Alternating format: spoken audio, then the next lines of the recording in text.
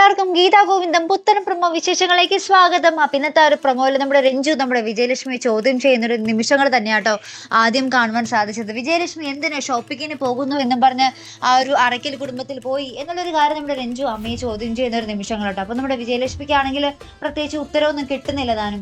അപ്പുറത്താണെങ്കിൽ നമ്മുടെ പ്രിയമോൾ ആകെ ഷോക്കിലാണ്. നമ്മുടെ ഗോവിന്ദിന്റെ അമ്മ യഥാർത്ഥത്തിൽ വിജയലക്ഷ്മി ആണെന്നുള്ള ഒരു കാര്യം നമ്മുടെ പ്രിയമോൾക്ക് അങ്ങോട്ട് അക്സെപ്റ്റ് ചെയ്യാനേ പറ്റിയിട്ടില്ല. അപ്പൊ നമ്മുടെ രേഖേച്ചയാട്ടോ നമ്മുടെ പ്രിയയെ ആശ്വസിപ്പിച്ചുകൊണ്ടിരിക്കുന്നത്.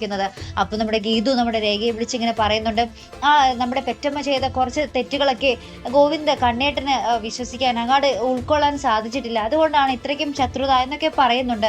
അപ്പൊ അതിന് പിന്നിൽ എന്തെങ്കിലും ന്യായവും ആ അമ്മയ്ക്ക് ഉണ്ടാകും എന്ന് എനിക്ക് ഉറപ്പുണ്ടെന്ന് നമ്മുടെ ഗീതു നമ്മുടെ രേഖയോട് പറയുന്നുണ്ട്. അപ്പൊ രേഖ പറയുന്നുണ്ട്, ശരിയാ ഗീതു, എന്തെങ്കിലുമൊക്കെ കാരണം ഉണ്ടാവും. കാരണം എന്ന് വെച്ചാൽ ആ അമ്മ ആ ഒരു പഴയ ആ ഒരു ജീവിതത്തിൽ കടന്നുപോയ വഴിയിലൂടെയാണ് എൻ്റെ ജീവിതം ഇപ്പോൾ കടന്നു പോകുന്നത് എന്നിങ്ങനെ രേഖ അറിയാതെ ഇങ്ങനെ നമ്മുടെ പ്രിയമോളുടെ മുന്നിൽ വെച്ച് നമ്മുടെ ഗീതുവിൻ്റെ അടുത്ത് പറഞ്ഞു പോകുന്നുണ്ട്. അപ്പോൾ നമ്മുടെ പ്രിയയ്ക്ക് മനസ്സിലായി രേഖേച്ചിയുടെ ജീവിതവും ഏകദേശം താറുമാറാണെന്നുള്ള ഒരു കാര്യം നമ്മുടെ പ്രിയയ്ക്ക് അങ്ങനെ ബോധ്യമാകുന്നുണ്ട്.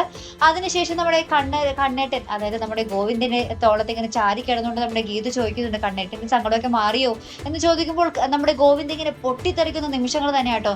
നീ അണക്കത്തിന് കാരണം, നീയാണ് ഈ പ്രശ്നങ്ങൾ ഇത്രയും വഷളാക്കാൻ കാരണം, നീ ഒറ്റൊരുത്തിയാണെന്നൊക്കെ പറഞ്ഞ നമ്മുടെ ഗീതുവിനെ ആ ഒരു വഴക്ക് പറയുന്ന ഒരു നിമിഷങ്ങൾ തന്നെയാണ് നമ്മുടെ ഗീതാ ഗോവിന്ദത്തില് ഇന്നത്തെ ആ ഒരു പ്രൊമോയിൽ നമുക്ക് കാണുവാൻ സാധിച്ചത്. എന്തായാലും കഥ അങ്ങോട്ട് വല്ലാതെ അങ്ങോട്ട് വഴിത്തിരിഞ്ഞു പോയി. ഇപ്പൊ ആ ഒരു കൊലപാതകി ആരാണ്, കൊലയാളി ആരാണെന്നുള്ള ഒരു കാര്യമൊന്നും പറയുന്നതേ ഇല്ല കേട്ടോ. ആ ഒരു കേസ് അന്വേഷണത്തിന്റെ കാര്യങ്ങളൊന്നും കാണിക്കുന്നതേ ഇല്ല. കഥ വേറൊരു എന്താ പറയാ വഴിത്തിരിവിലോട്ടായി മാറിയിരിക്കുകയാട്ടോ.